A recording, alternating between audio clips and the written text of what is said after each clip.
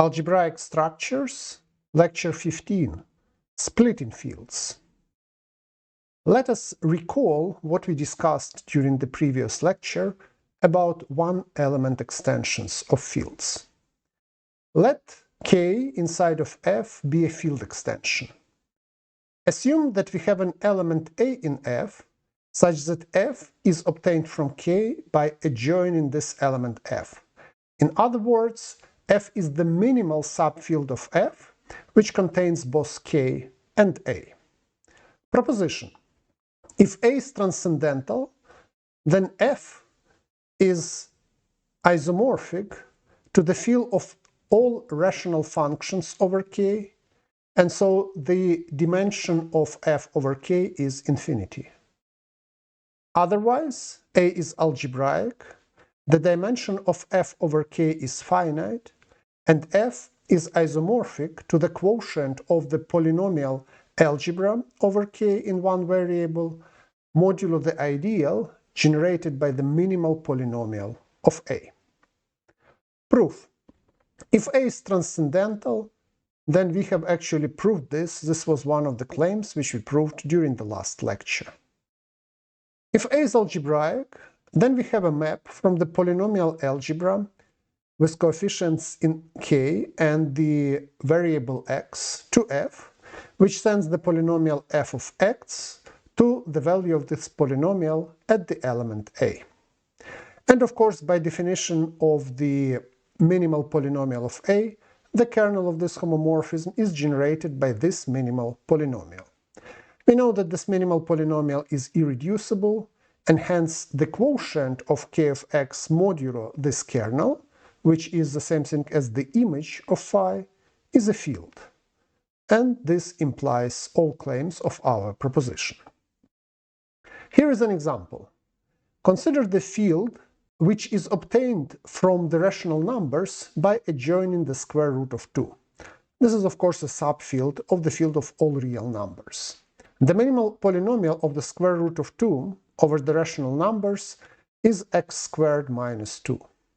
And so our field, Q with adjoint square root of 2, is isomorphic to the quotient of the polynomial algebra with rational coefficients, modulo the ideal generated by the polynomial x squared minus 2. In particular, the dimension of our field Q with the square root of 2 adjoint over Q is 2. That's exactly the degree of our minimal polynomial. And furthermore, any element in this field can be written as a plus b square root of 2, where a and b are rational numbers.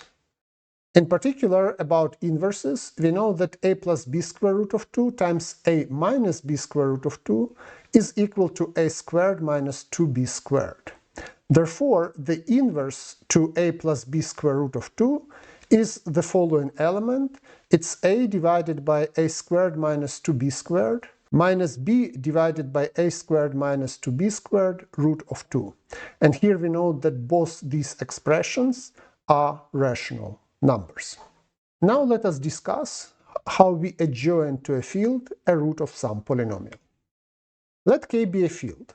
Proposition: for any polynomial f of x in K of x of degree at least 1, there is a finite field extension K inside F such that there is an element A in F with the property that f of A is equal to 0. So there is a finite extension of the field K such that our polynomial has a root in that extension. Proof: if there is an element A already in K such that f of A is 0, we can of course take f to be equal to K. Otherwise, we can decompose f of x into a product of irreducible polynomials, and since we don't have any roots in K, all these irreducible polynomials will have degree at least 2. Let g of x be one of these reducible factors. Then define our bigger field f as a quotient of k of y modulo g of y. So we take the quotient of the polynomial algebra now in the variable y, modulo the ideal generated by our irreducible polynomial g of y. Since g of y is irreducible, the ideal which it generates is maximal, and so F is a field. Of course, it contains K as a subfield of all scalar polynomials. It is also finite dimensional over K, so the dimension is a degree of G. Moreover, for our variable y, so if you take as a our variable y, we obviously have that g of a is equal to 0. And then this implies that f of a is equal to 0 because g is a factor of f. And this completes the proof of our proposition. Now we can extend this result and show that in some bigger field we can split a polynomial into a product of degree 1 factors. So let K be a field, proposition, for any polynomial f of x in K of x of degree at least 1, there is a finite field extension K inside of f, such that over this bigger field f, the polynomial f of x splits into a product of factors of degree 1. Proof. We do induction with respect to the degree of f of x. If this degree is 1, then f of x is a polynomial of degree 1, and such polynomial always has a root already in the field k. So we can take f to be equal to k. To prove the induction step, we use the previous proposition and consider a finite extension of k inside f prime and an element a in f prime such that f of a is equal to 0. Our previous proposition guarantees that such f prime and such a exist. So over f prime, we can write f of x as x minus a times g of x, where g is now a polynomial over f prime. Not over k, but over f prime. However, g has strictly smaller degrees than f of x, so by our inductive assumption, there is a finite extension f of our f prime, such that g of x splits into a product of factors of degree 1 in that extension. And then, of course, if you consider the extension of k inside f, then this is a finite extension, as both k to f prime and f prime to f are finite extensions. So that's a finite extension, and it does the job required by proposition. Over f, the polynomial f of x splits into a product of factors of degree 1. Now we can define the notion of a splitting field. Let k be a field, and f of x be a polynomial of positive degree. Definition: a field extension f of k is called the splitting field of our polynomial f of x, provided that, first of all, over this bigger field f, our polynomial splits into a product of factors of degree 1, and second, the dimension of f over the original field k is minimal possible. For example, if f of x has degree 1, then the corresponding splitting field is just k, because polynomials of degree 1 are product of factors of degree 1 already over the original field.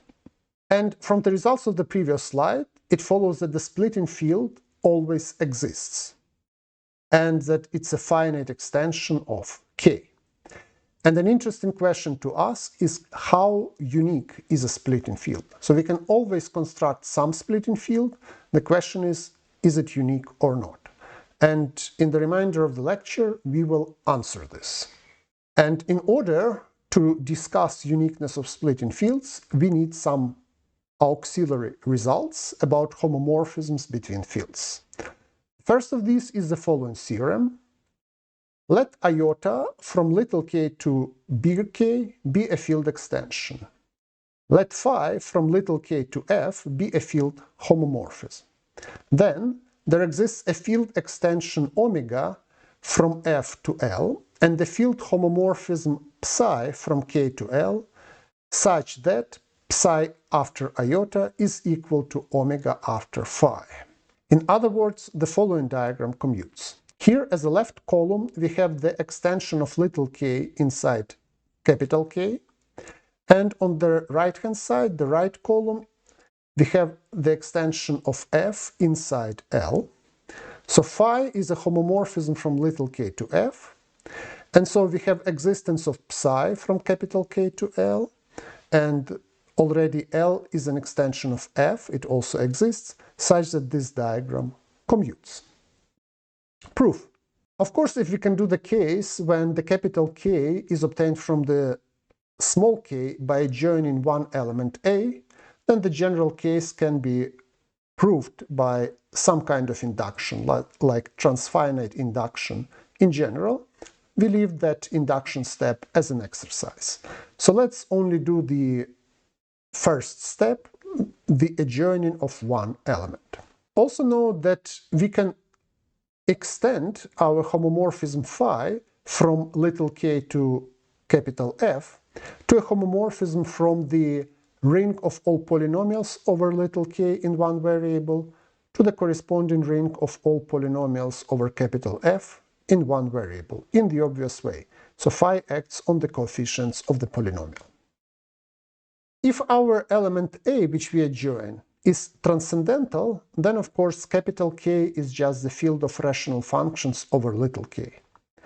Then we can simply take as capital F the field of all rational functions over F in the indeterminate x and define our map psi as follows. We take the rational function f of a divided by g of a, we apply phi to the polynomial f and takes it as a polynomial in x, we apply phi to the polynomial g, take it as a polynomial in x, and form a rational function. And this is a well-defined homomorphism of fields. So this settles the transcendental extension case. If the element A is algebraic, then we know that capital K is a quotient of the polynomial algebra little k of x modulo the ideal generated by the minimal polynomial of A. Consider phi of the minimal polynomial of A, and this is a polynomial now over f in the variable x, and let f inside L be the field extension in which phi ma of x has a root. Let's say this is a root b.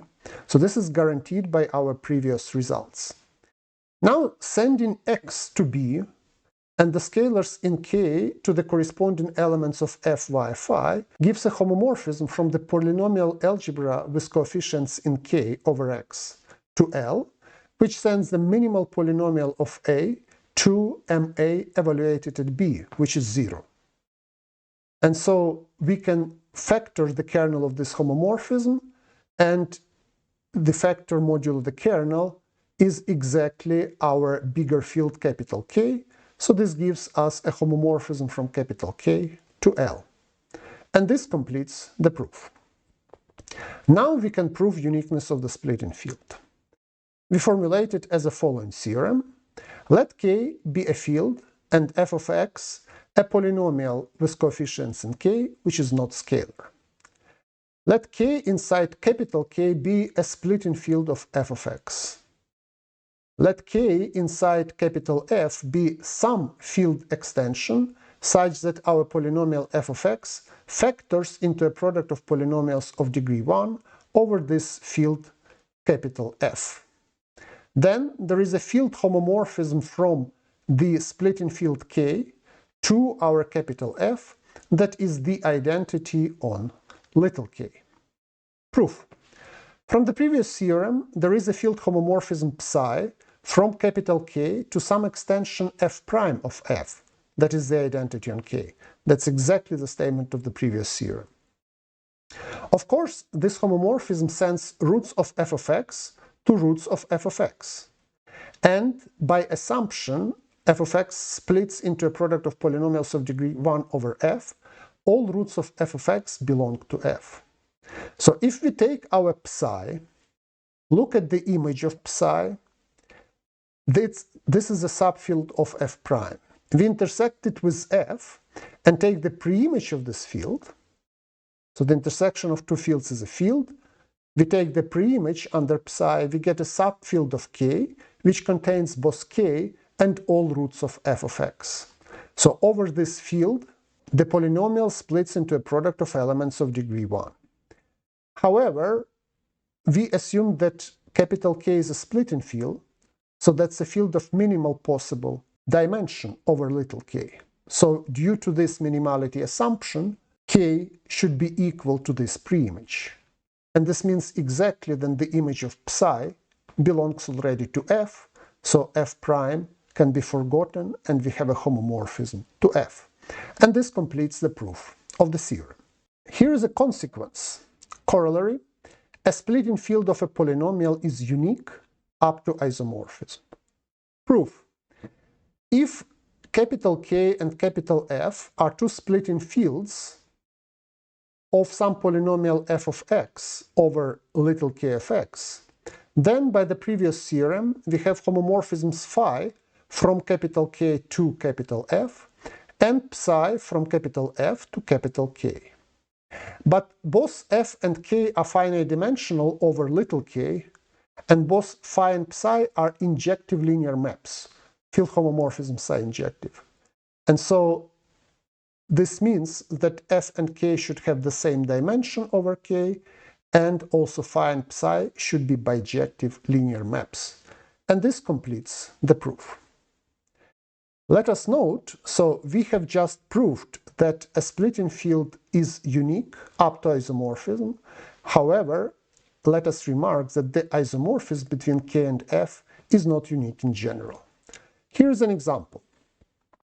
The complex numbers is obviously a splitting field of the polynomial x squared plus 1 over the real numbers.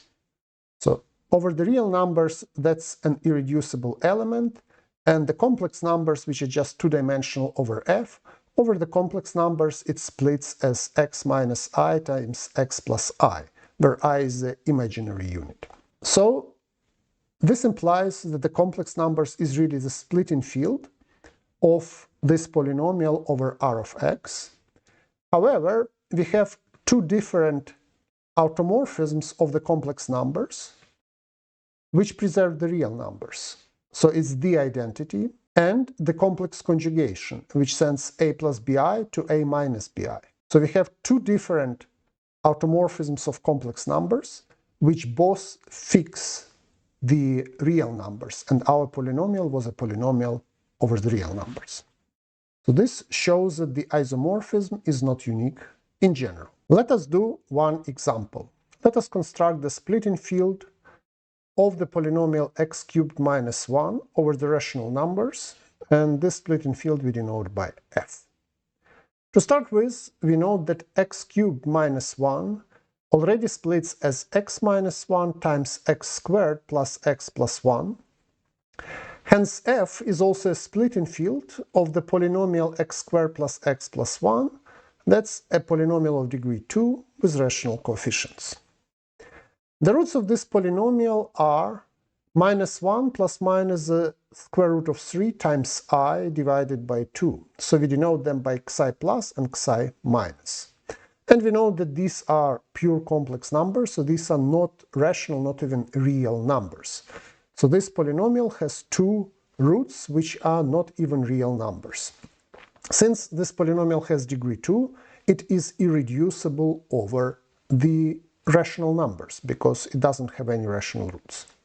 Also note that the sum of the two roots is equal to minus 1, so that's minus the coefficient at x. So now we can consider the field extension of rational numbers inside the rational numbers with xi plus adjoint.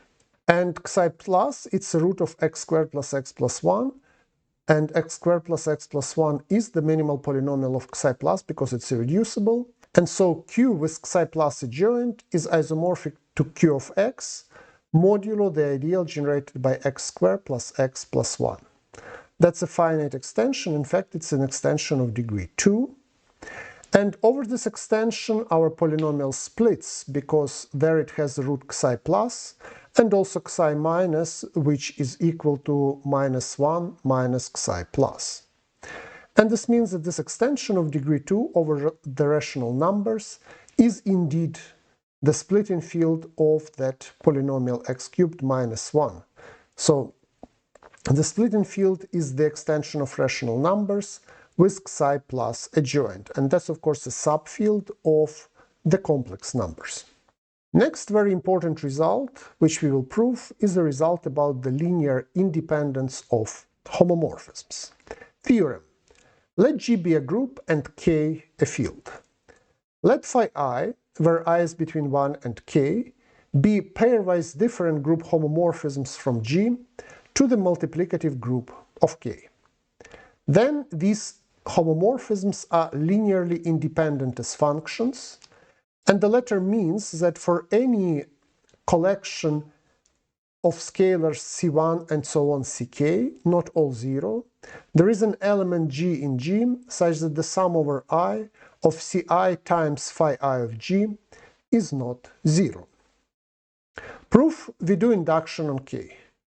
The basis of the induction is K is equal to 1. In this case, we can take as little g the identity element, so phi 1 of the identity is of course the multiplicative identity in the field, and by our assumption C1 should be non-zero, so C1 times phi 1 of E is C1, that's non-zero, and we are done. To prove the induction step, let us assume that the sum over all I from 1 to n Ci phi I evaluated at any element g in G is 0, and that C1 is a non-zero number. One of the coefficients should be non-zero. We assume that this is C1. As phi 1 is different from phi n, there should be an element h in G such that phi n of h is different from phi 1 of h. Now we have the linear combination sum I from 1 to n, Ci phi I of h phi I of G.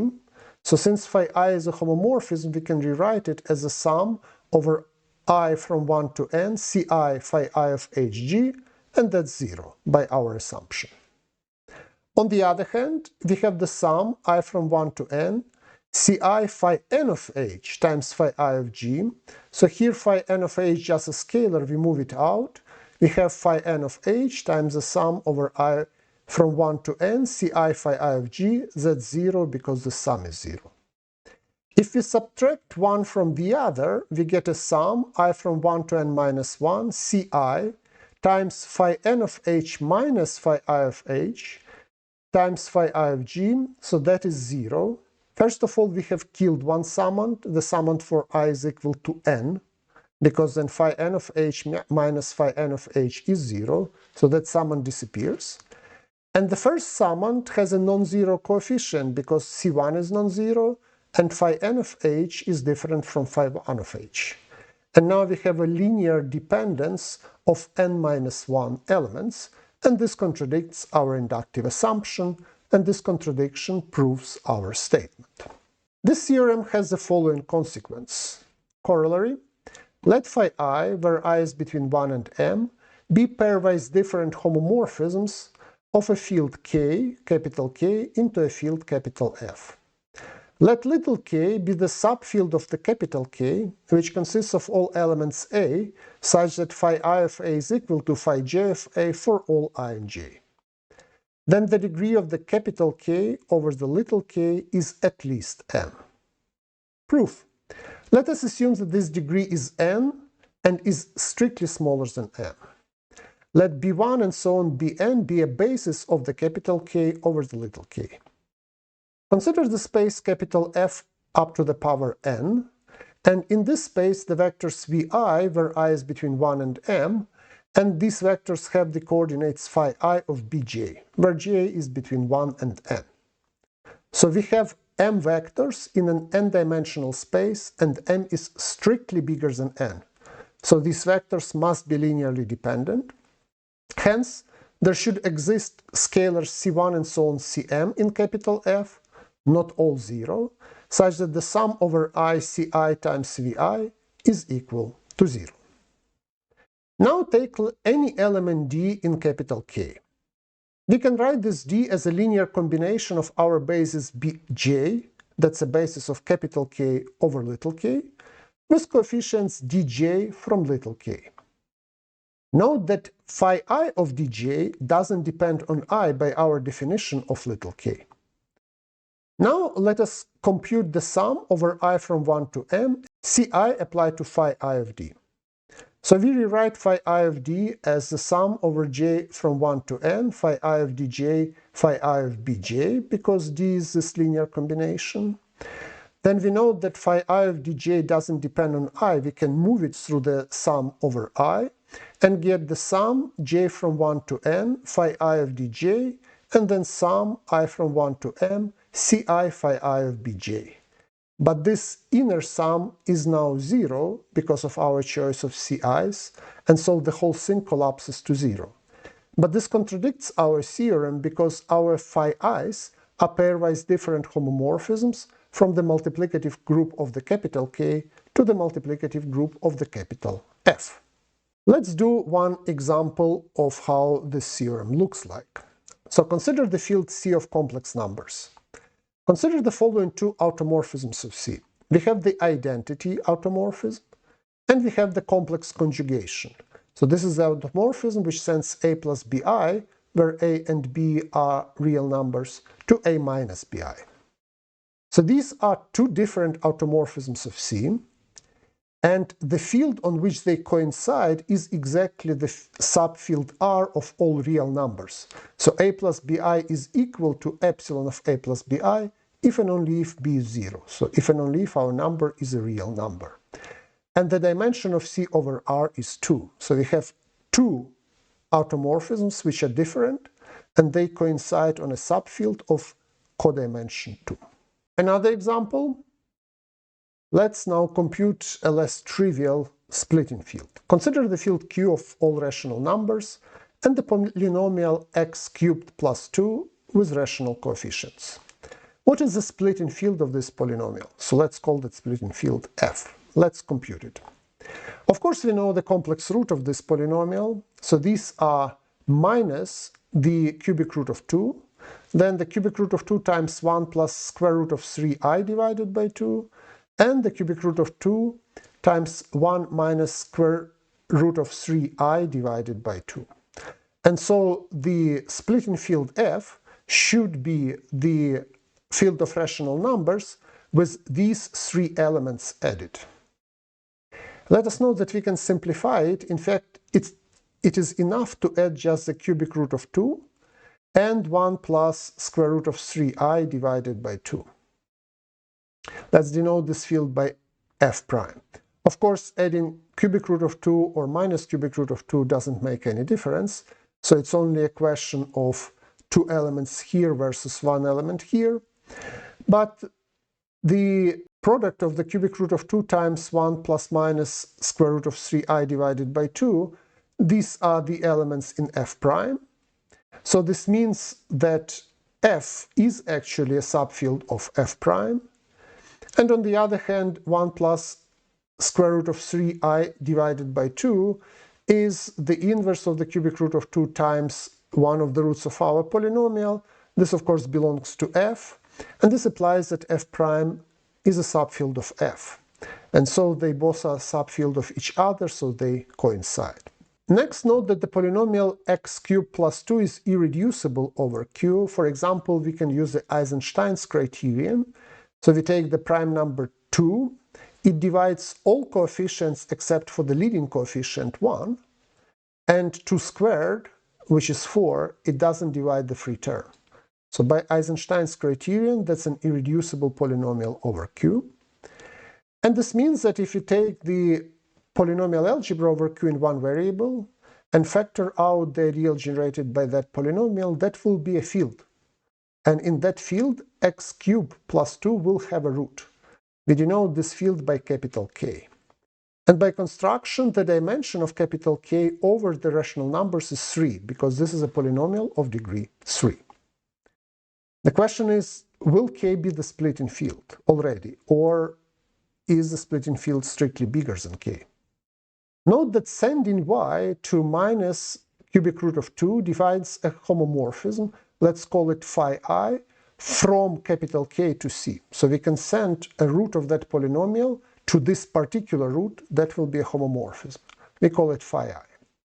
Sending y to another root, so that's a cubic root of 2 times 1 plus square root of 3i divided by 2, also gives a homomorphism. We call it phi 2 from K to C.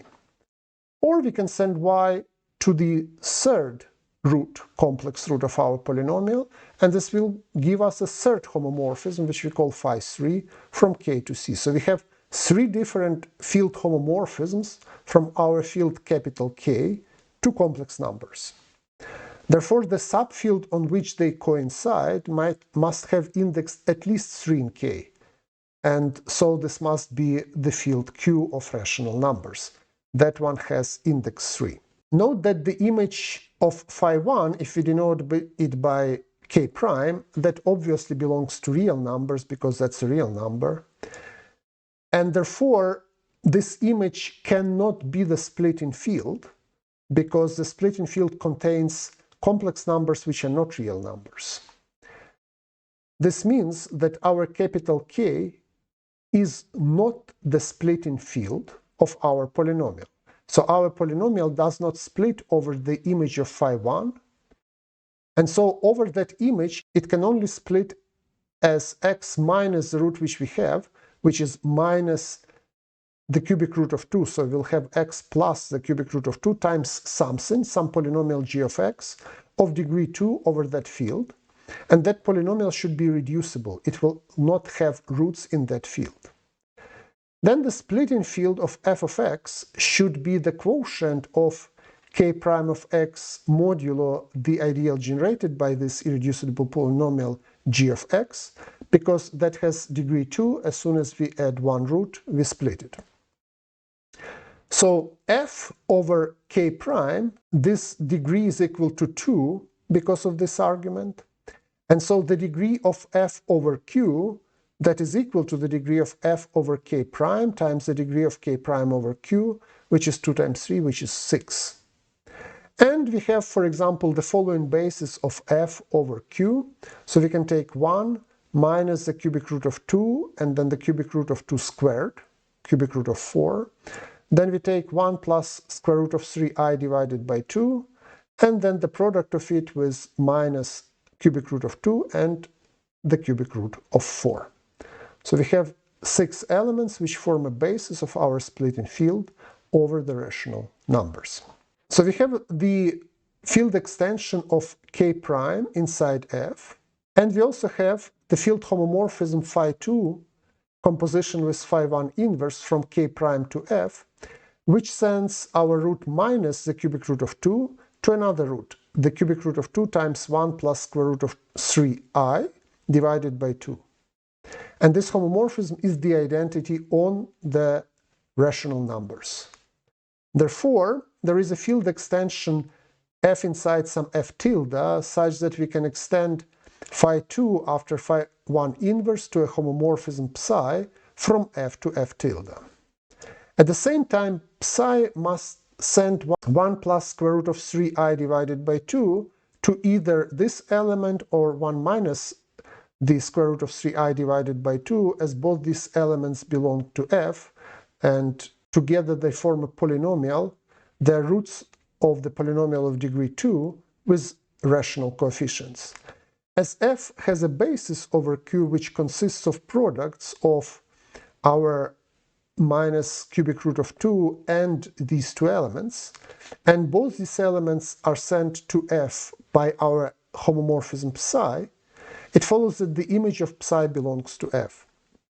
In other words, we have an endomorphism psi of f, which sends our root minus cubic root of 2 to another root, cubic root of 2 times 1 plus square root of 3i divided by 2. Similarly, we have another endomorphism psi tilde of f, which sends minus cubic root of 2 to the cubic root of 2 times 1 minus square root of 3i divided by 2. Some additional problems and questions at the end. Problem question 1. Write down all details in the proof of the theorem about extension of homomorphisms. Problem question 2. Prove that any automorphism of any field fixes the prime subfield pointwise. Problem question 3. Let f of x be a polynomial over the rational numbers, which is irreducible and of degree 2. Prove that q of x divided the ideal generated by f of x has a non-trivial automorphism. Problem question 4. Compute the splitting field of the polynomial x cubed minus 2x plus 2 over q. And problem question 5. Compute the splitting field of the polynomial x to the power 4 minus 1 over q. Thank you very much and see you next time.